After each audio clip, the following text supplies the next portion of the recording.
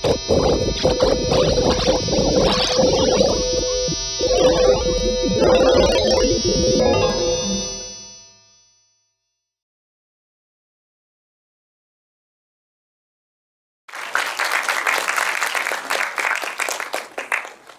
everyone.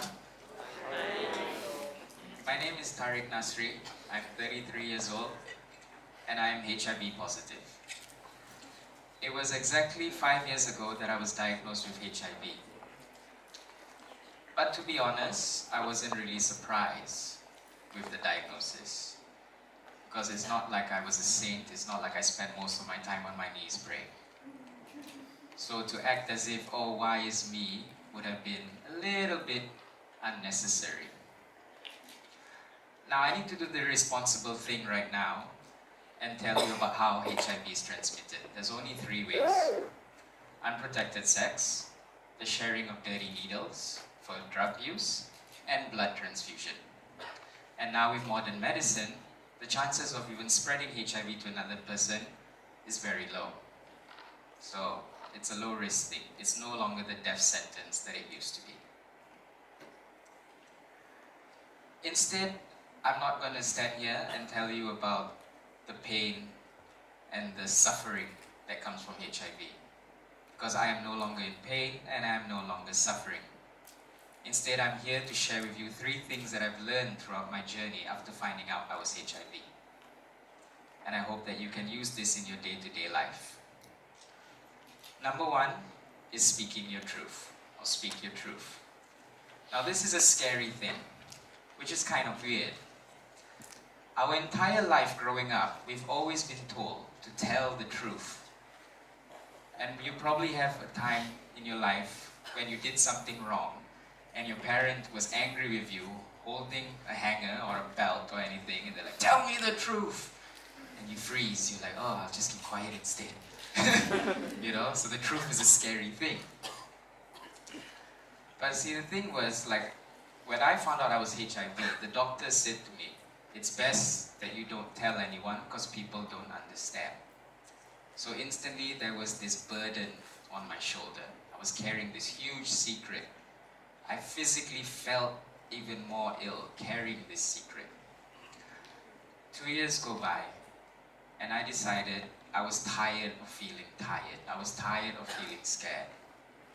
So I went online on Facebook, of course, wrote a really long post coming out, not seeking sympathy, but just more because I wanted to just be open about myself.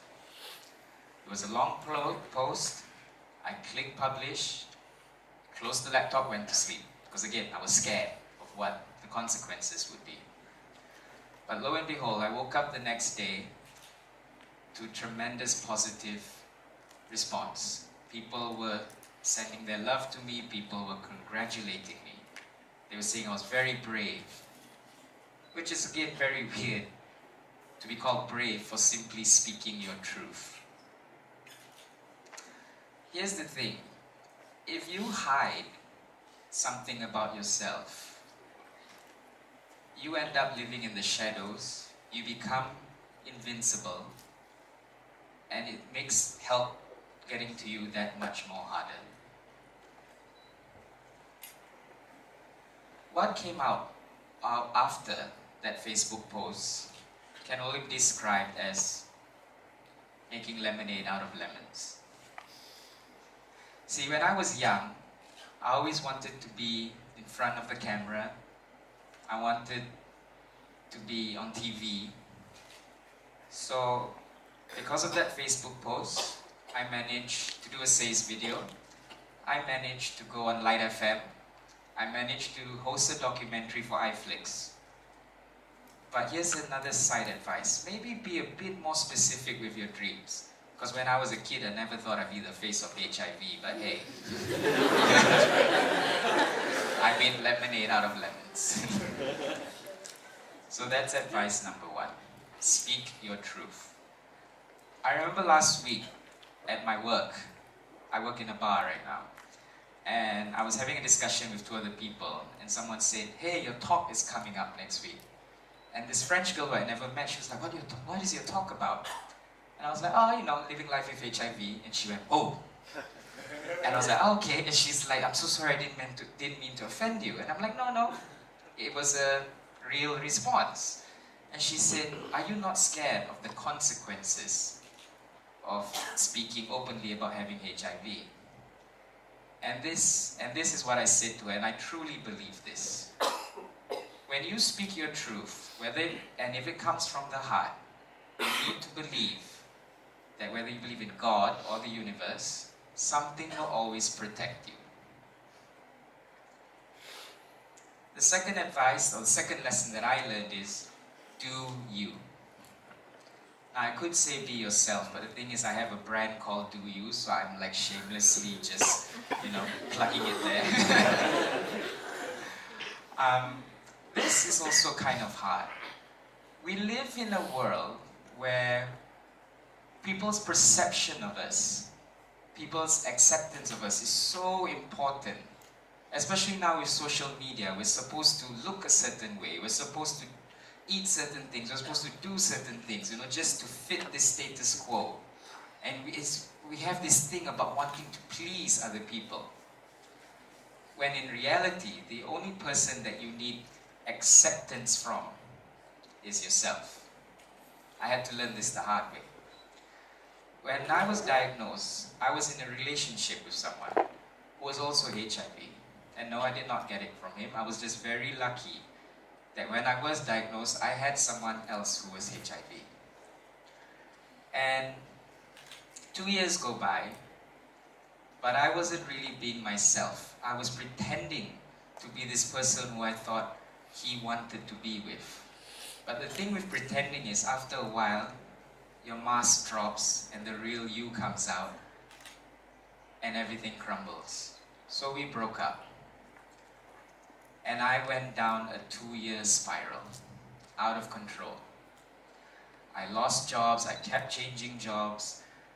I was taking so much drugs because I didn't want to live. I really did not care if I woke up the next day.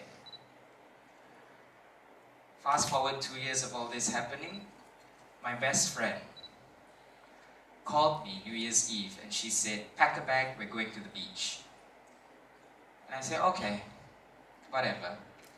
So we drive off to Tareq and we're sitting by the beach. We're not really talking, she just wanted me to get out of my hellhole, basically. We sat by the beach and I remember just laying there and just looking out into the horizon. And then something clicked in my mind. I sat up and I thought, wow, this world is actually really beautiful. Everything's really peaceful. And I thought, why am I so sad? Why is it that I don't want to live anymore? And then I realized it's because I've been living most of my life not being myself. I kept putting up this image of what I thought society wanted to see. So I decided, no more. I'm not doing that to myself anymore. I suddenly had this new zest for life, if you can call it that. So I needed to find ways of how to help myself. I came across an ancient Peruvian shamanism belief called Muneki. Muneki basically means love energy. And see, the thing with me is, I'm a love whore. Anything to do with love, I'm there. So love energy, yep, let's do this. Muneki basically teaches you how to love yourself, how to love the things around you, and that means accepting all the things that you've been through, all the hurt, all the pain, acknowledging it, accepting it, and making peace with it, sending love to it. It also taught me how to reconnect with my inner child. I didn't really have the smoothest or the best of life. I was abused, I ran away from home, I was bullied, you name it. But I had to remember, when was there a time where I was genuinely happy? When was there a time where nothing mattered, where I was just filled with joy? I've always been a very feminine kid. Yep, that's me in a dress. This was probably around the ages of 3 to 6 or 7. And my favorite thing at the time was My Little Ponies and Care Bears. I liked them because of the colors, because of the smells, because of the funny names, and I liked what they stood for, which was helping people, making friends, you know. So what did I do with that? I couldn't be playing with dolls right now. It'd be a bit like, ooh, what's wrong with you, you know? So instead, I decided to make aromatherapy candles, aromatherapy soaps, things that smelled nice, that looked pretty. I learned Muneki, I learned Reiki, I learned tarot cards, because I wanted to help people that were going through depression or helping people who were battling the stigma of HIV. I was excited. I was going to be a real-life Care Bear. But the thing was, I was not ready to do that, because I was still dealing with my inner demons. And the minute a family member said, "Do you need help? Are you sesat?" You know, why are you learning about shamanism and all this? Like, just that bit of negativity shook me again. I wasn't strong enough yet. So I went through a second round of depression. Again, I was taking drugs. Really hard drugs. But this time, I didn't want to die. As it's the first time, I didn't care if I lived. This time, I didn't want to die. So I called up a very good friend and I said, "Please help me." I said, "Because I'm so scared I'm going to die." And he said, "Okay, there's a place in Batu Arang, Rawang called Positive Living Community." He said, "It's a shelter for people with drug abuse who have HIV. He said, "Maybe you need to be with your own tribe." Of course, the ego was there, was like, why are they, you know, like, I'm better than them, or, you know, typical ego. But then when I thought about it, I was like, no, that's true. Drug addicts, HIV, yes, they sound like my people. So I made the journey to Batu Arang. When you care for someone unconditionally, you are actually caring for yourself. When you help someone, you are helping yourself. And when you love someone unconditionally, you are loving yourself unconditionally.